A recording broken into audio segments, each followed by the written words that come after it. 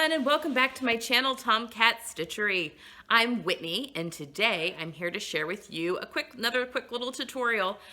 This one is in kind of a sewing cost-saving measure. This one is how I turn thrift store men's silk ties into bias strips. This is a very easy practice. In fact, it's almost silly to do a little tutorial, but I kind of like doing the little speed up, the little time-lapse videos and that kind of thing. So we'll go ahead and make one. But anyway, this is what I used on my facings for my Anna Coat. So this will be the last video, I think, that kind of deals with the Sew Over It capsule and any techniques and stuff that I used on that. And moving forward, I'm going to be doing 2 more capsules that kind of will build off this.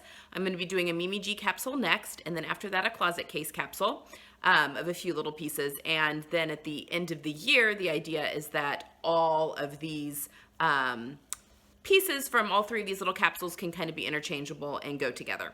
So I'll be introducing one new color, I think just one new color for this little Mimi G capsule, and then maybe 1 or 2 new colors for the Kelly. I might be making a Kelly anorak for the closet case. I'm still up in the air about that, but the closet case little capsule too. So anyway, you have that to look forward to.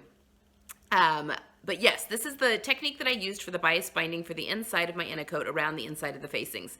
This works for hems, this works for necklines, if you want like a little pop, that kind of thing. I basically just will make a tie into a continuous length of bias strip, fold it in half so it's just a single fold bias tape. I make my strips 1 inch wide and then fold them in half so they're a 1/2 inch because I prefer to work with like 1/4 inch seam allowances and stuff like that.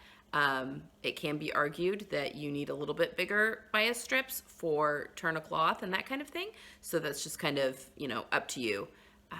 And how you plan on using your strips. But for this video tutorial, I'm using 1 inch wide strips.